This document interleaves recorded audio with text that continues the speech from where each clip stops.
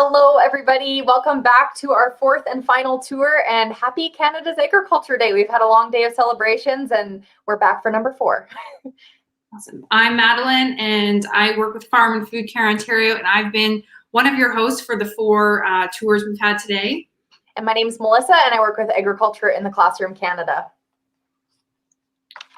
So like Melissa said, we've been all across Canada today, touring different farms and meeting different people. We were in Nova Scotia at a chicken farm, in Ontario at an egg farm, and we just wrapped up with Brittany at the University of Alberta, learning all about canola. Yes, and Canada's Agriculture Day is a very special day, but it's even more special this year because we are launching our brand new Real Dirt on Farming in the Classroom resource. So this is a resource that's geared towards students in grades 7 to 12, and it's linked to provincial curriculum and gives students the opportunity to explore the key areas of animal welfare, crops and plants, sustainability, agriculture policy, and more. And that project was a partnership between Farm and Food Care and Agriculture in the Classroom Canada, and was proudly supported by Farm Credit Canada. Perfect. So really quick, I would love if you're joining us. I know for our Eastern friends that this time of day isn't really classroom time, but if you're on the West Coast and you're joining us, I see from Nipawin, you're here for all 4 tours, Melissa. That's awesome. Christine from a K-1-2 class at William Watson Elementary in Surrey, BC. We have a Riverdale School, K-9 in Swan River, Manitoba, and then a grade 3-4, and I can't pronounce that, but it's in Gimli, Manitoba. So welcome, everybody. We're excited to have you today.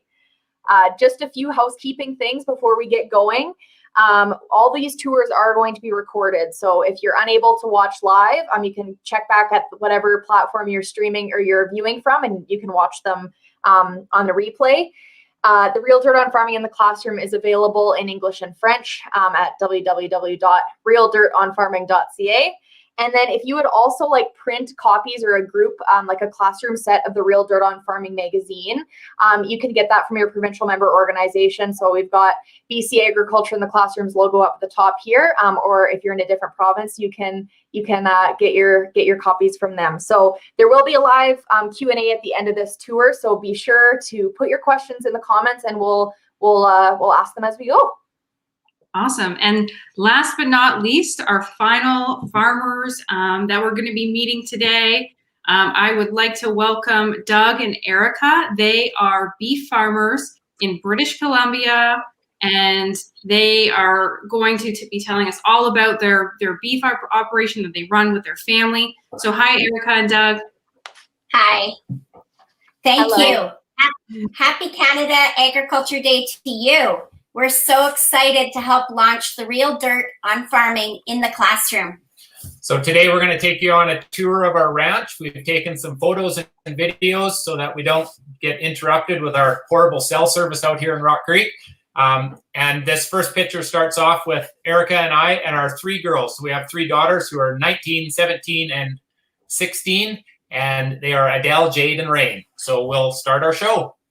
So we live an hour and a half south of Kelowna, near Soyuz, BC. We're right on the U.S. border. We have a commercial cattle ranch, and this is standing in our yard. You can see the north slopes have trees on them, and we live on natural, south-facing grassland, open area where we farm and raise our cattle. There's our barn. It was built in 1898. This is where our cows are right now. So these are pregnant mums, and there's about 370 commercial cows that we're expecting babies from. And we started about 2 weeks ago our calving season. So from February 15th to about the beginning of April, all 375 cows will have their babies, and we have to monitor them quite closely. So we're checking through these cows about every 2 hours during the day. We start at 5 in the morning, the first check, and then I usually go out at about 11 o'clock at night for our final check. This is kind of the weather we get at the beginning of February with snow. There's probably 2 feet of snow on the ground, and this is our silage that we're feeding to these young cows. So this machine here, Doug, yes. could you explain what silage is to those that are tuning in that don't know? So silage is wet cut crop. So you'll take your grass, hay, or corn, and you cut it, and it kind of turns it into, the closest explanation I can say is sauerkraut. So you pack it in the silage pit, which we'll show you some pictures later, and you push all the oxygen out of it, and then seal it, and it makes a product that will last for a long, long time. So it holds the nutrients, it holds the moisture, and preserves it. So it's kind of like canning for your cows. Okay, we'll keep going. So the next pictures are going to be pictures of a calf being born. So prepare yourself. You'll see a baby coming out of its mom. So that's going to be the next pictures. It's very exciting whenever we have a baby, and we're so excited to see what the baby will be, a boy or a girl. So this is a normal presentation. It came out head first, and this mom had her baby. And then it's very important that she jumps up and licks the placenta off his head so he can start breathing. Sometimes we have to help the baby come out if the mom is having trouble or taking too long. If a foot is down or if the calf is backwards, we have to hook onto its legs and get it out in time to be healthy for the mom and the baby.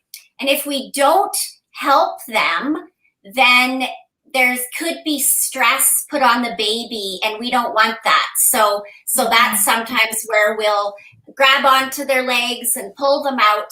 They are 100 pounds, so they're a strong animal already and almost as big as people. So right after the calf is born, the calf has to jump up and get colostrum within, they say 24 hours, but we like to see a calf nurse within the first half hour or hour. So this baby's just learning how to nurse. After the baby is 2 days old and has been in the corral, then we put its identification on. Our orange tag in the left ear and an electronic tag in the right ear.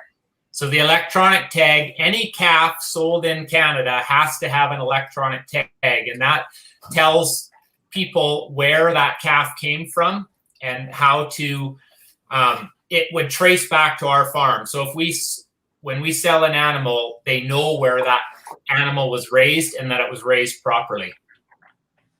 So then we make sure all the beds are clean. After the mom leaves, we put sawdust down first, which is a natural antiseptic, and then we cover it with straw. If we bed just with sawdust, when a newborn wet calf falls on the sawdust, sometimes the mom doesn't like licking sawdust off of her baby. So that's why we put straw on top of the sawdust. And then when the babies are about 5 days old, they leave the corral site and they go to another big field, and they have these sheds that can protect them if they're snowing outside or whatever, or they're outside with their mom. So they like to spend time in the sunshine in their sheds, and it just gives them a safe place to hide out if they want to get away from the mothers. This is our bull pen. So these are our bulls, and each bull will breed about 25 cows in the summer. And we turn the bulls out on about May 15th, and they're out with the cows and calves until sometime September or October. So we breed 2 breeds right now to our commercial cows, Black Angus and Hereford. And we crossbreed to try and get the best traits of both breeds. And bulls are really funny.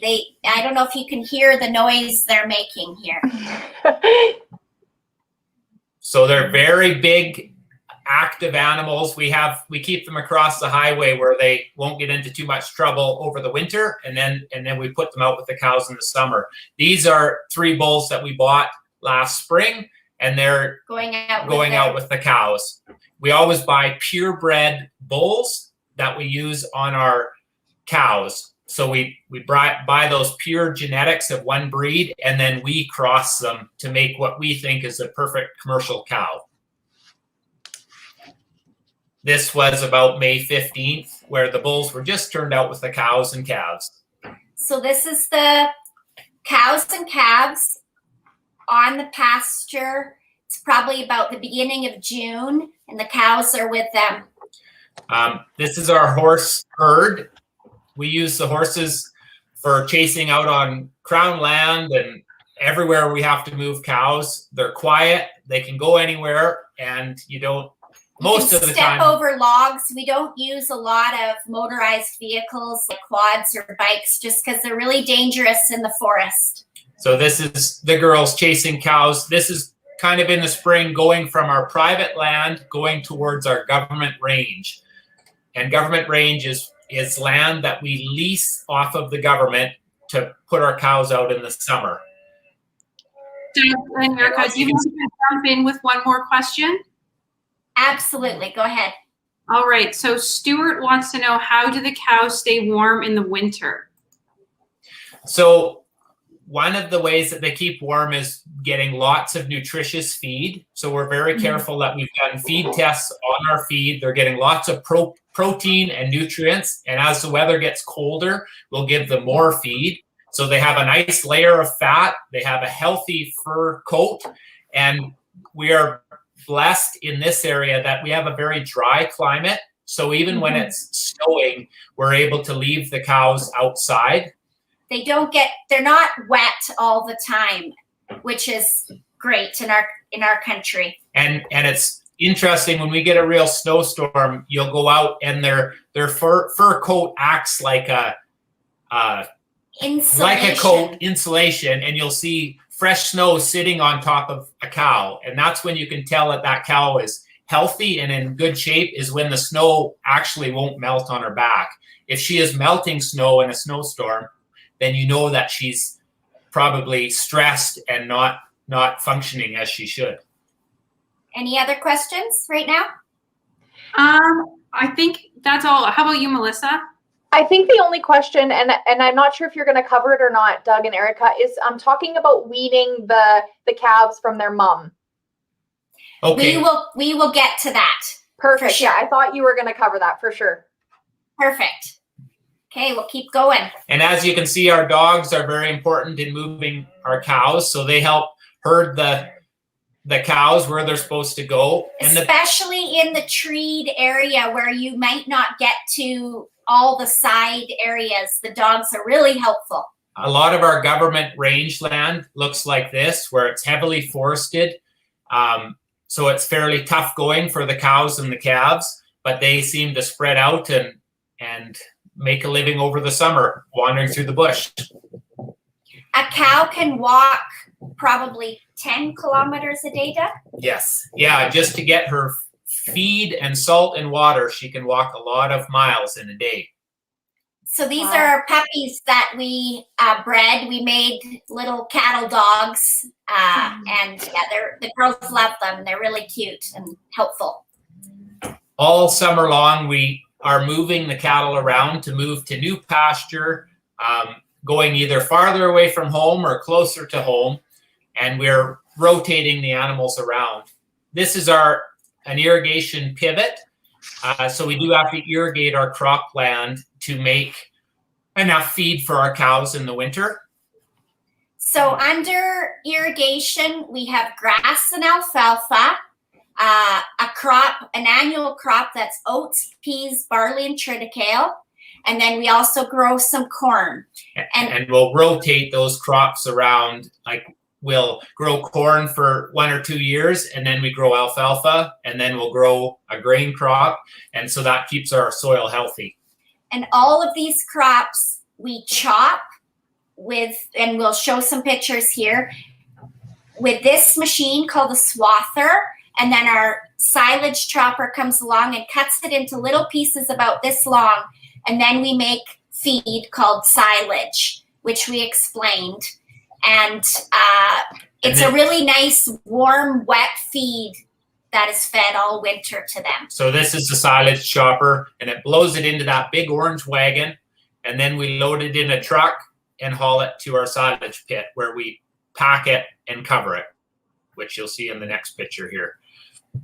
We try to get our maximum production off our smaller land that we farm, so we don't have to use as much diesel fuel to cut and harvest. So we really like good crops on a small amount of land to leave a lot of our other land natural for grazing. This is a corn crop being chopped in the fall. And this all makes very nutritious feed for the cows for over the winter. That's our silage pit up So on in the top center there. of the picture, you see a tractor, and it's driving over and over the newly chopped field to take all the air out to preserve the feed. So this truck hauls the feed to the silage pit, and then we pile it up. And then as we feed, we'll put corn on one layer and alfalfa on the other, and then we feed that all out together. So then we're moving through the year. We're about in August here. And like Doug said before, we just keep moving the cows to where the grass is, because we always want lots of feed for the cow and calf to grow. The calves are on their mums from when they're born In February. until about the end of October. So this was getting near the end of the season where we were grazing some alfalfa that came back for a third time. So the baby calf will eat the green alfalfa and still be nursing on his mom at 6 months old. And then we line up a time when couple trucks come to our farm and we wean. And this was some of your questions you were going to ask. So these, which we still call them babies, but they weigh about 600 pounds now, and their moms start to get sort of sick of them at about this time of year. So they've been looking after them all summer, and we will gather them in an area where they're fairly easy to catch. And then in this time of October is when we'll ship those calves, and we'll show you some pictures ahead of the shipping. So here they're just moving from one part of our ranch to another. And it's interesting that for probably 6 to 7 months of the year, we're grazing dry grass. Like our growing season is May and June. So this is our product that we sell. These are steer calves. They would weigh 620 pounds. And this is enough to put on a big truckload. So to fill one of those trucks that's in the background there, they haul about 60,000 pounds. So we have already sold these calves.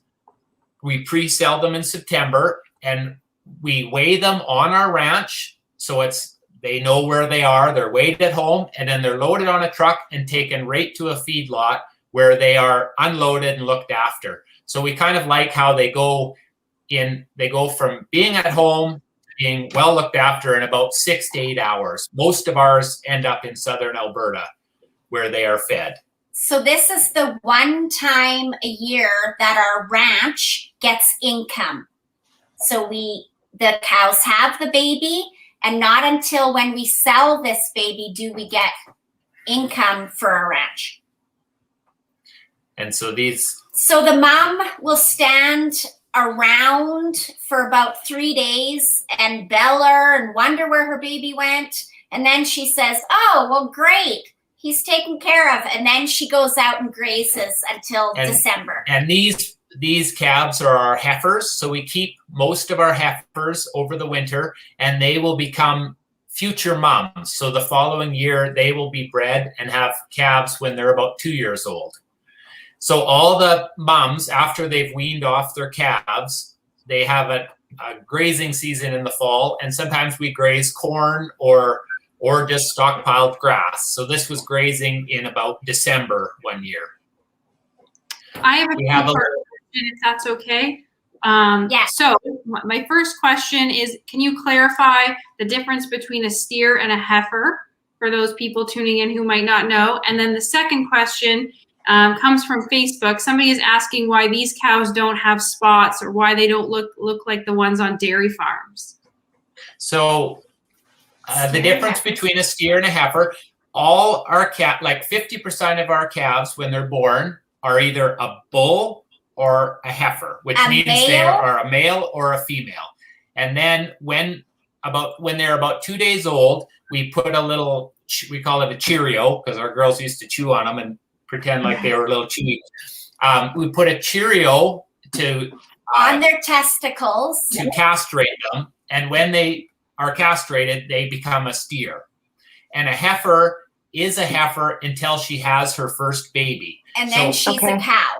So we would call a heifer until she's about 1.5 years old. And then after she's had her first baby, she becomes a cow. Okay. And the next question was, so it's all in breed. A black and white spotted cow is a Holstein cow, and those are made to give milk for people.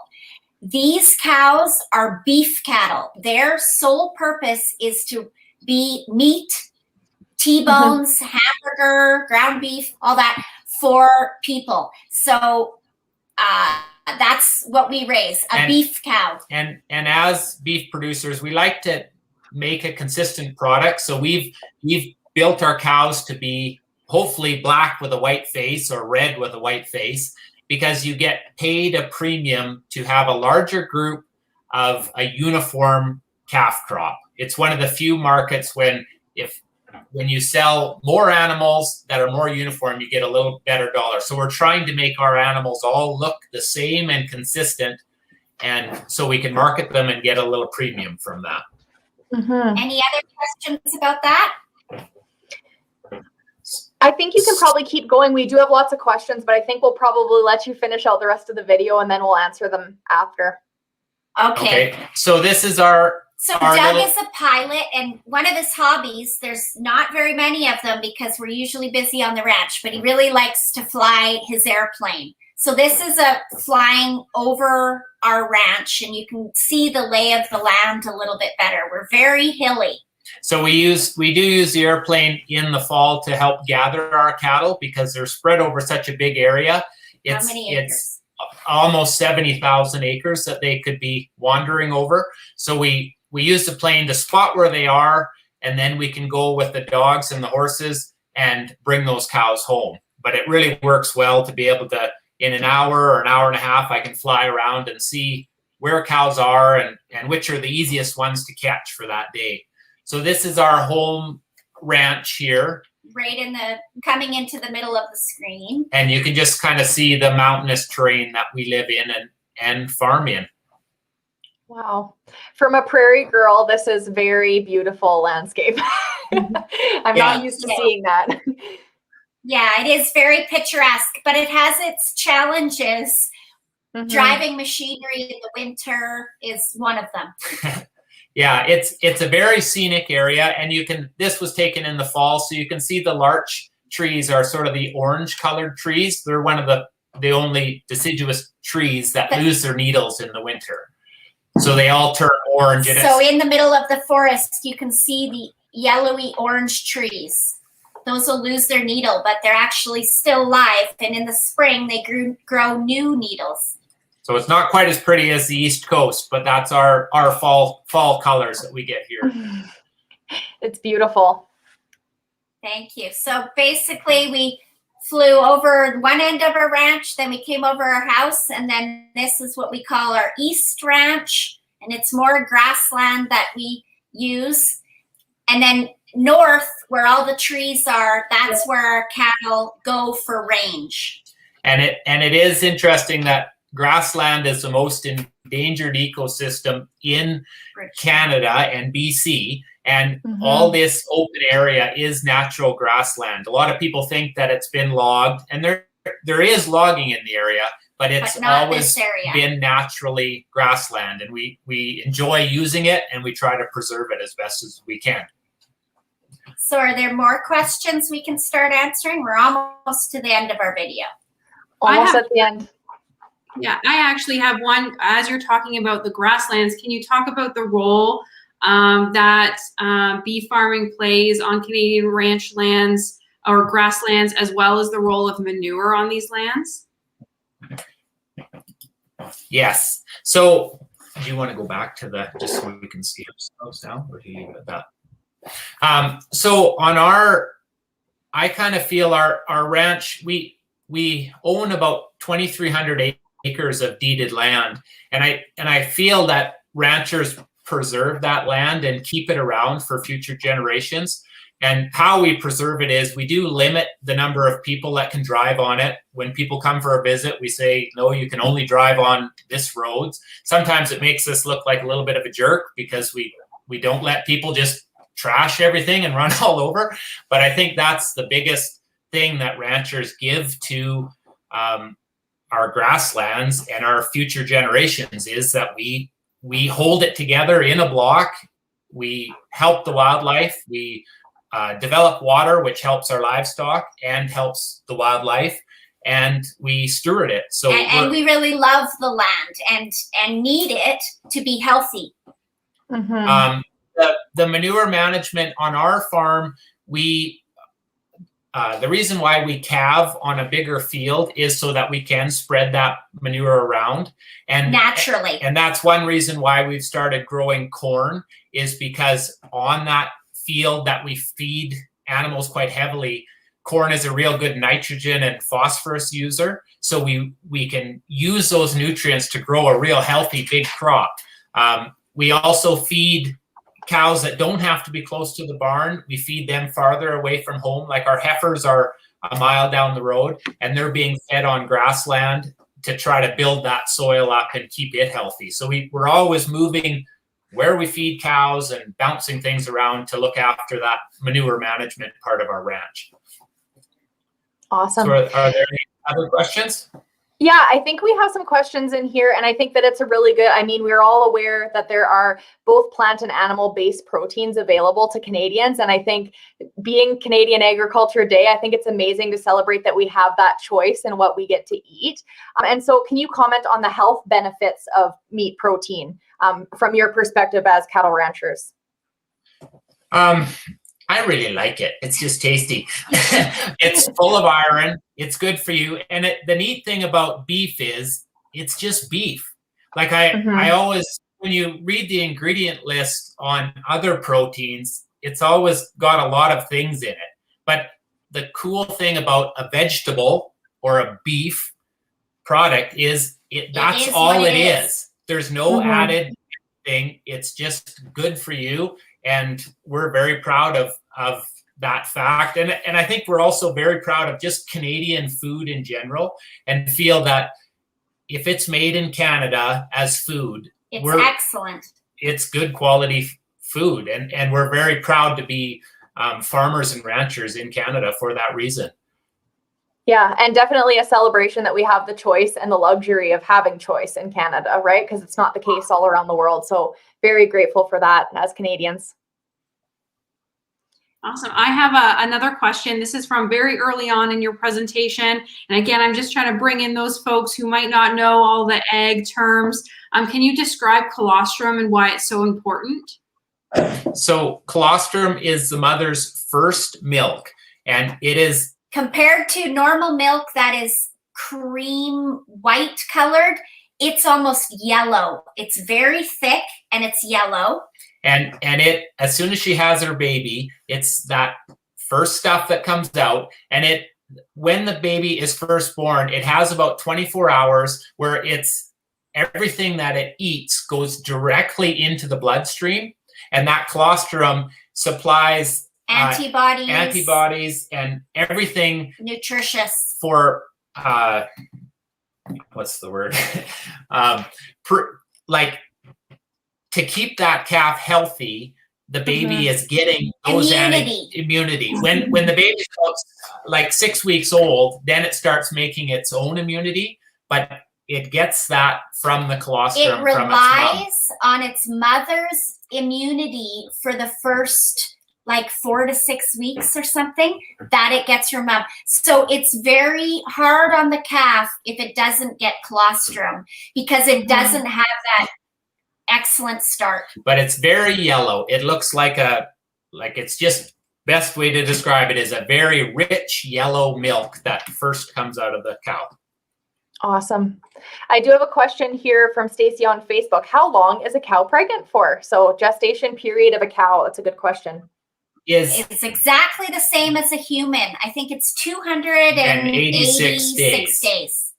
So when we breed in November or May 7th,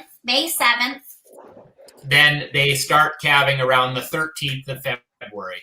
But yes, okay. 283 to 286 days. And that's why the cattle business is slow to, it's not like pigs or chickens where you can have a lot of animals quickly. It's one cow a year, and a lot of cows don't necessarily have a cow every year. We strive to do that. If we could have every cow have a calf every year, that would be great. So a big investment for you guys in time and energy and money, right? Yes. Yeah. So a question here, do you think raising cows is a sustainable practice for the environment? It's a good question. I think you guys already talked a little bit about this too with the grasslands, but maybe we could just touch on it again.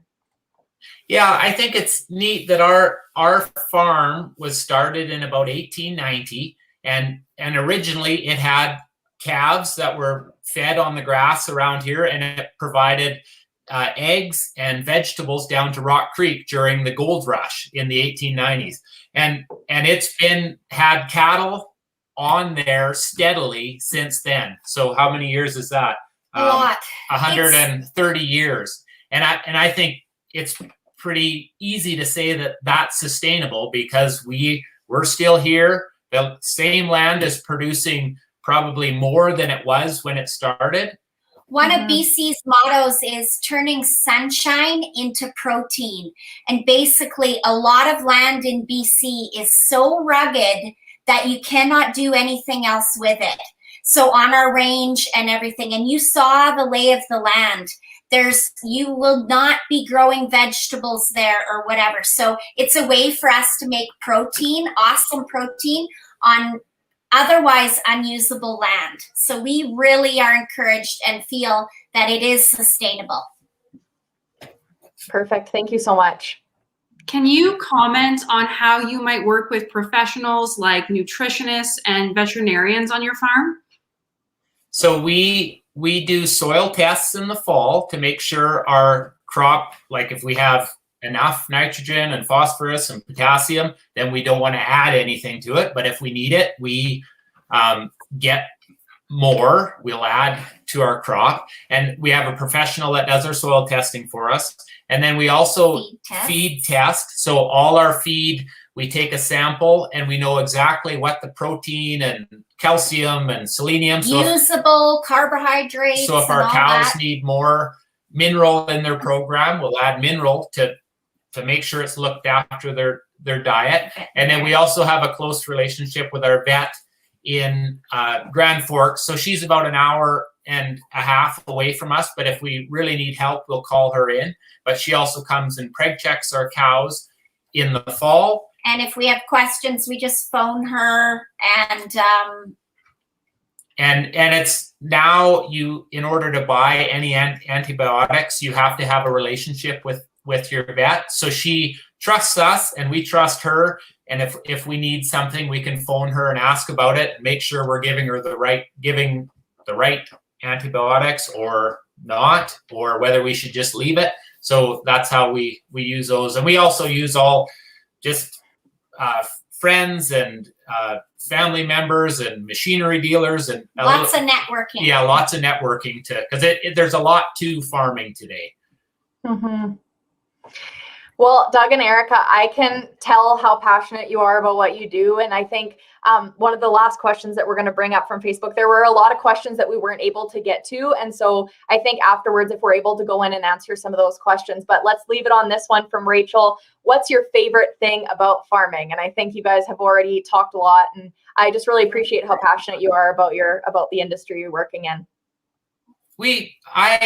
I mean, some days are tough and you wake up and you wonder you could be doing something easier, but it's really neat to see a product that like our calves, when we look at them, and I have selected the bulls and the cows, and we've seen those for generations. Like, we know what their great grandma was like, or whether she was a miserable old cow or whether she was a really friendly old cow.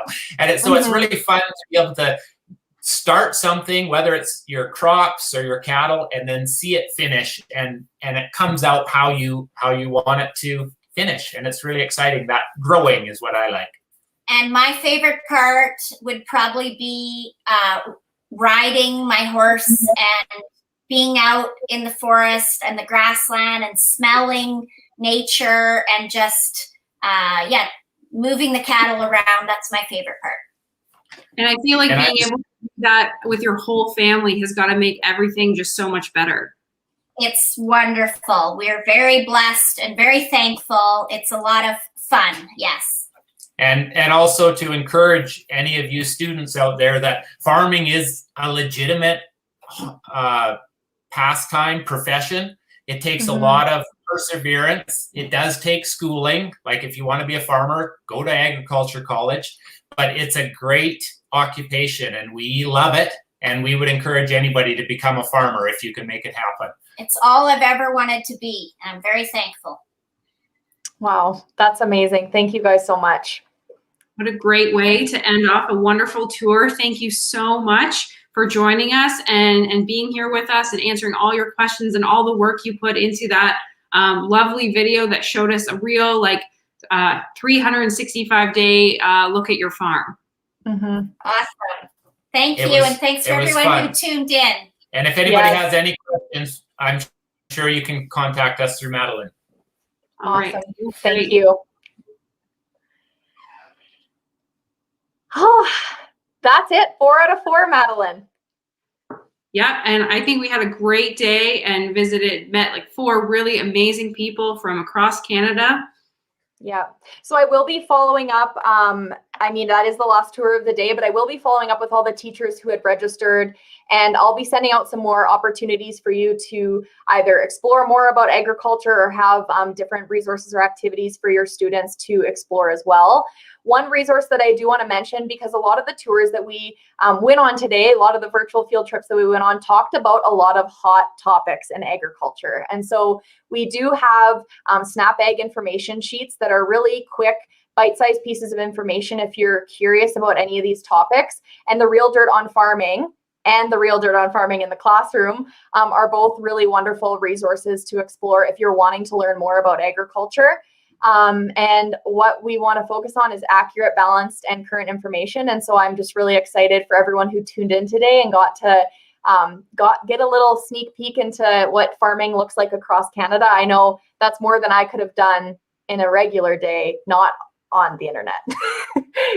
All right, and if you missed any of our previous tours, Melissa mentioned this at the beginning of the video. You can go to Farm and Food Care or Ag in the Classroom's Facebook or YouTube channels, and you will be able to find the recorded versions of those videos there. And we're still open to hearing your comments and questions, and we'll get to them as soon as we can. Awesome. So thank you, everyone, and we will see you later. Have a great Canadian Agriculture Day. Bye. Bye.